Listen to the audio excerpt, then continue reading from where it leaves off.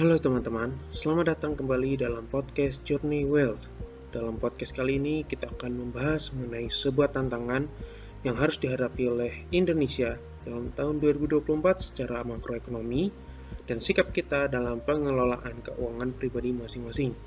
Sebelum lanjut, pastikan untuk menekan tombol like, share, dan subscribe agar dapat menikmati konten-konten menarik seputar dunia keuangan. Tanpa berlama-lama, mari kita mulai. Hal pertama yang akan dibahas adalah mengenai tantangan ekonomi global. Berdasarkan laporan publikasi dari Sekretariat Kabinet Republik Indonesia, ada 5 hal yang menjadi tantangan ekonomi secara global, yaitu melemahnya permintaan global, ketidakpastian terkait kebijakan moneter, ketegangan dalam perdagangan internasional, volatilitas harga komoditas, dan potensi krisis keuangan global. Mari bahas satu persatu. Melemahnya permintaan global menjadi tantangan utama yang dihadapi oleh Indonesia pada tahun 2024. Ketidakpastian ekonomi global, perubahan kebijakan perdagangan, dan gejolak ekonomi di beberapa negara berpotensi mengurangi permintaan terhadap ekspor Indonesia yang dapat berdampak signifikan pada pertumbuhan ekonomi nasional dan performa sektor ekspor. Selanjutnya, ketidakpastian terkait kebijakan moneter global menjadi perhatian serius. Perubahan dalam kebijakan moneter oleh bank sentral utama, terutama Federal Reserve atau The Fed Amerika Serikat, menciptakan ketidakpastian di pasar keuangan global. Kenaikan suku bunga atau pengurangan stimulus moneter dapat berdampak pada arus modal dan nilai tukar mata uang, termasuk mata uang rupiah. Fluktuasi mata uang ini pada gilirannya dapat memengaruhi daya saing ekspor, inflasi, dan stabilitas ekonomi secara keseluruhan. Selain itu, ketegangan dalam perdagangan internasional seperti konflik tarif antara negara-negara besar juga menjadi salah satu tantangan signifikan.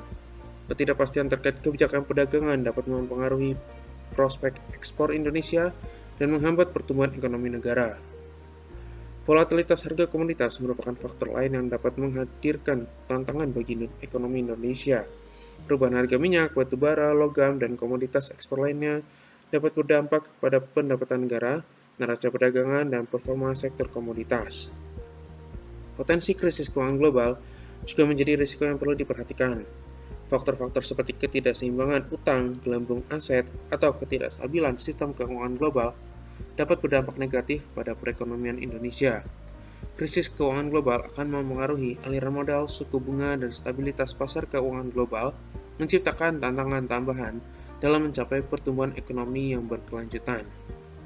Kemudian mengenai tantangan ekonomi domestik juga patut untuk diperhatikan. Ada 5 hal yang menjadi tantangan yang perlu diperhatikan berupa pertumbuhan ekonomi yang semakin mengandalkan faktor domestik, kebijakan moneter, sektor perdagangan dan investasi, konsumsi domestik, dan ketergantungan pada pasar ekspor. Pertama, pertumbuhan ekonomi yang semakin mengandalkan faktor domestik menjadi fokus utama. Momentum pertumbuhan ekonomi di Indonesia diproyeksikan akan lebih tergantung pada faktor-faktor internal karena adanya estimasi perlambatan permintaan global di tahun 2024. Meskipun pengeluaran fiskal tinggi selama periode pemilihan umum dapat mendorong pertumbuhan ekonomi, kekhawatiran terkait berlanjutnya pengeluaran fiskal sepanjang tahun dapat memperlambat pertumbuhan produk domestik bruto atau PDB di tahun tersebut. Kedua, kebijakan moneter yang bersifat kondusif menjadi perhatian berikutnya. Stabilitas inflasi domestik dan meredanya tekanan pasar keuangan di Indonesia membuka peluang untuk kebijakan moneter yang lebih longgar pada tahun 2024. Meskipun demikian, ketidakpastian terkait suku bunga global yang fluktuatif tetap menjadi faktor yang membuat Bank Indonesia berada dalam kewaspadaan. Diperkirakan Bank Indonesia akan menurunkan suku bunga acuan atau BI 7 DRR sebesar 50-75 basis poin pada tahun 2024, bergantung pada kebijakan dovish yang diambil oleh Federal Reserve Amerika Serikat. Tantangan ketiga terletak pada sektor perdagangan dan investasi. Meskipun Indonesia berhasil mempertahankan surplus perdagangan, proyeksi harga komoditas yang tinggi, pertumbuhan permintaan domestik yang kuat, dan kinerja investasi yang tangguh dapat menyebabkan neraca transaksi berjalan tetap defisit sebesar 0,5% dari PDB pada tahun mendatang. Selain itu, konsumsi domestik menjadi faktor penting dalam dinamika ekonomi Indonesia. Evaluasi konsumsi domestik pasca kenaikan harga bahan bakar pada tahun 2022 menunjukkan pemulihan yang signifikan pada pertengahan tahun 2023. stabilitas harga, dan peningkatan impor barang konsumsi dari Republik Rakyat Tiongkok atau RRT memfasilitasi pemulihan ini. Dengan mempertahankan stabilitas harga dan menanggulangi tantangan impor barang konsumsi, Indonesia dapat menjaga keberlanjutan pemulihan konsumsi domestik. Terakhir, ketergantungan pada pasar ekspor untuk pertumbuhan ekonomi merupakan dinamika yang perlu diperhatikan. Meskipun Indonesia telah lama mengandalkan pasar ekspor sebagai pendorong pertumbuhan, penurunan harga komoditas telah memengaruhi terms of trade. Diversifikasi ekspor menjadi strategi yang semakin penting untuk mengurangi ketergantungan pada satu sektor. Perubahan paradigma ini akan memiliki dampak besar pada pertumbuhan ekonomi Indonesia, membuka jalan menuju keberlanjutan dan ketahanan ekonomi di masa depan. Dari hal yang sudah dibicarakan, setiap permasalahan tersebut memerlukan solusi yang harus dilakukan. Terlebih dengan sudah berakhir bulan Januari 2024 dan memasuki bulan Februari, di mana bagi Indonesia sendiri merupakan bulan pemilu yang sangat menentukan siapa pemimpin yang akan memimpin Indonesia selama 5 tahun ke depan. Calon presiden dan wakil presiden yang terpilih tentunya harus memikirkan dan menyusun program serta kebijakan yang tepat dalam menghadapi ketidakpastian dalam tahun 2024 ini. Sementara itu, apa hubungannya dengan kita sebagai orang biasa saja? Tentunya kita semua perlu memperhatikan mengenai kondisi perekonomian Indonesia. Paling tidak secara garis besar kita mengetahui arah dari pertumbuhan ekonomi, kemudian bagaimana dengan persoalan keuangan kita masing-masing. Tentunya ini akan menjadi pembahasan yang menarik. Pertama, mari bahas sedikit mengenai inflasi. Inflasi adalah suatu kondisi di mana tingkat umum harga barang dan jasa dalam suatu ekonomi meningkat secara terus-menerus dan berkelanjutan dalam jangka waktu tertentu.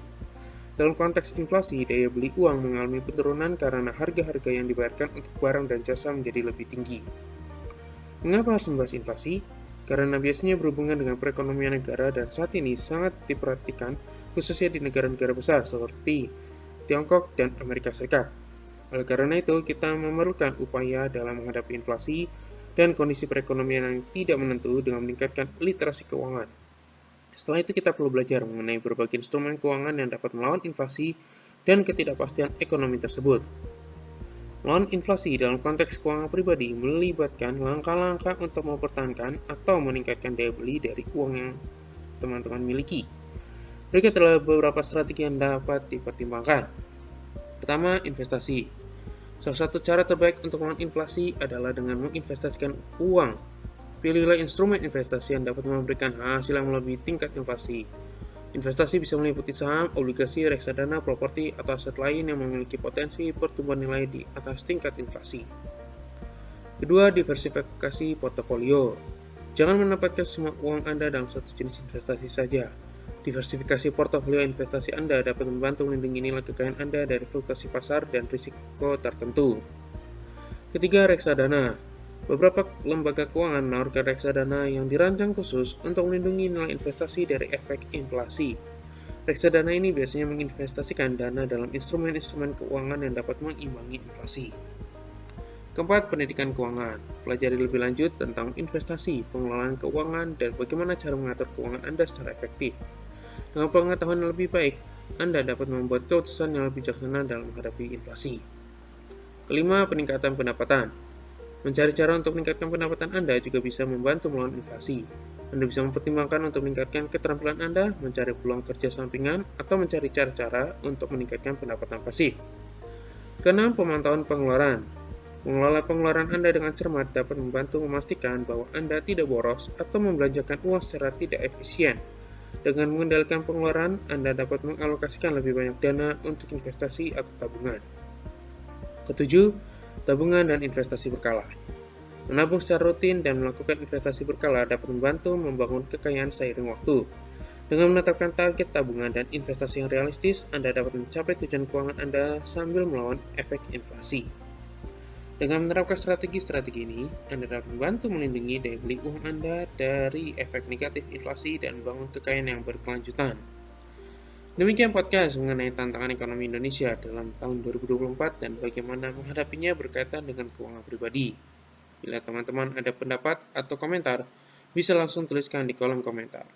Terima kasih telah mendengarkan podcast Journey Wealth dan sampai jumpa dalam konten-konten keuangan lainnya.